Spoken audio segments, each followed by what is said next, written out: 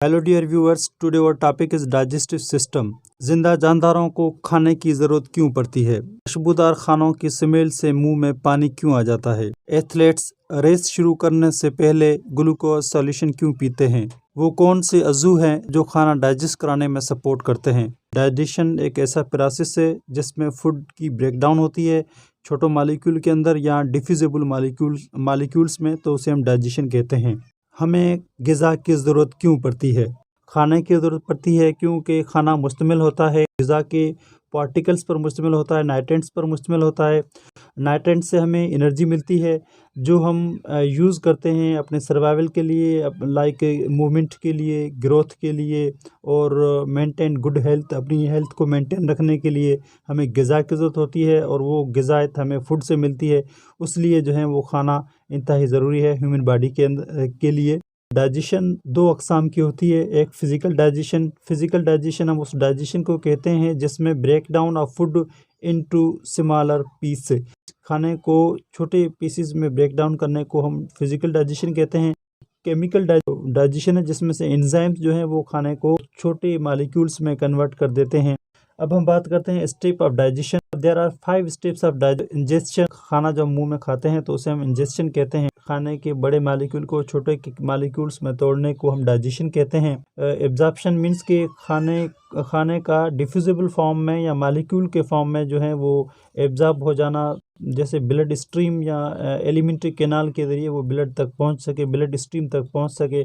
हमारी daily activities के लिए या सेल प्रोसेस के लिए यूटिलाइज होती है, इस्तेमाल होती है वो एनर्जी, तो उसे हम यूटिलाइजेशन कहते हैं। डाइजेस्टेड फूड होता है जो खाना डाइजेस्टेबल नहीं होता उसको बॉडी से पास आउट करना, तो उसे हम डाइजेशन कहते हैं।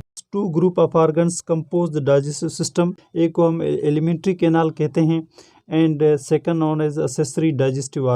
जो एलिमेंट्री कैनाल में जो ऑर्गन्स आते हैं उसे हम mouth, pharynx, oesophagus, stomach, small intestine, large intestine and anus, these are called alimentary canal organ. ये डाइजेस्टिव ट्रैक्ट है जिसके अंदर खाने की गुजर होती है या खाना इन जो मुख्तलिफ ऑर्गन से गुजरता है। और सेकंड ऑर्गन जैसे हम accessory digestive organ, teeth, liver, gall bladder and pancreas, तो ये जो ऑर्गन है उसे हम एक्सेसरी डाइजेस्टिव ऑर्गन कहते हैं। उसके अंदर खाना नहीं जाता मगर वो सपोर्ट करते हैं, वो मददगार होते हैं खाने को डाइजेस्ट कराने में। Mouth is consist of cheek, lips, teeth and tongue. Cheek and lips जो होते हैं वो कीप फूड बिटवीन टीथ होते हैं और च्यू कराने में वो सपोर्ट कराते हैं। वॉल ऑफ जो माउथ होती है उसके अंदर जो है वो सीक्रेट सेलिवा मौजूद होता है। सेलिवा कंटेंट्स एंजाइम पर मुश्तमिल होता है और वो जो एंजाइम्स होते हैं वो खाने को मॉइस्ट कर देते हैं, को सॉफ्टन बनाते हैं और मॉइस्चर बनाते हैं फूड को। टंग होती है उसमें टेस्ट बड मौजूद होते हैं जायके के, जो आइडेंटिफाई डिफरेंट फूड। टंग के ज़रिए जो हम उसकी टेस्ट को आइडेंटिफाई कर सकते हैं। Teeth are support and cut, tear and crush the food. Esophagus जिसे हम फूड पाइप भी कहते हैं, एक ऐसा पाथवे, एक ऐसा रास्ता है जिसके ज़रिए से खाना ट्रांसपोर्ट होता है फेरेंक्स से स्टमक की तरफ। एसोफेगस से खाना जो है वो स्टमक में आता है। स्टमक रिलीज गैस्ट्रिक जूस जो मुश्तमिल होता है एक एसिड पर जिसे हम हाइड्रोक्लोरिक एसिड कहते हैं। वो खाने को सॉफ्ट करता है और also kill the germs which are present in the food. Enzymes convert the large protein molecules into small proteins.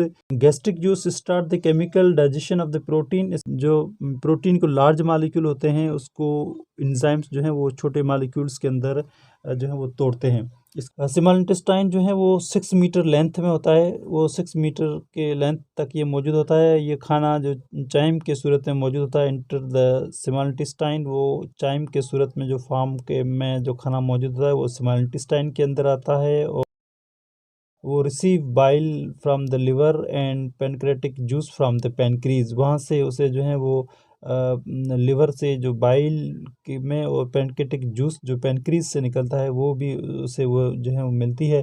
Bile is greenish brown juice जो सीक्रेटेड बाय लिवर, जो लिवर उसको सीक्रेट करता है and stored in gall bladder, जो gall bladder में store होता है। Fat के जो बड़े मालिक्यूल होते हैं उसको छोटे मालिक्यूल में कन्वर्ट कर देता है। एंजाइम्स की मौजूदगी में फैट जो है बहुत तेज़ी से डाइजेस्ट हो जाते हैं। पेनक्रेटिक जूस जो होते हैं सीक्रेट बाय पेनक्रीज, वो पेनक्रीज से रिलीज होती हैं और this juice contain enzymes, protein, fat और कार्बोहाइड्रेट्स डाइजेस्ट कराने में सपोर्ट करते हैं। Small intestine mix the food with the bile and pancreatic, here the digestion is completed at the end of small intestine. Small intestine के and पर जो digested soluble and diffusible component of food होते हैं वो small intestine के वाल से blood stream में पहुंचते हैं। प्रोसेस को हम एब्जॉर्प्शन कहते हैं।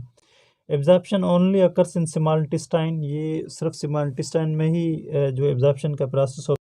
जो एब्जॉर्प्शन फूड होता है वो फिर सपोर्ट करते हैं हमारी बॉडी को, हमें ग्लूकोज देते हैं यूज्ड इन रेस्पिरेशन प्रोसेस। जो ग्लूकोज जो रेस्पिरेशन प्रोसेस में इस्तेमाल करते हैं हम, अमाइनो एसिड, फैटी एसिड, इन ग्लाइसरोल को हम जो है वो सेल की फार्मेशन के लिए और सेल की ग्रोथ के लिए उसे इस्तेमाल करते हैं और डाइजेशन की स्पीड को भी वो बढ़ाते हैं। Liver break down fat into smaller piece so that fat can digest faster by enzymes, ताकि एंजाइम्स की मौजूदगी में वो फास्ट तेज़ी से जो है वो डाइजेस्ट हो जाए। Undigested, non diffusible and insoluble component of food move towards the last part of digestive system called large intestine.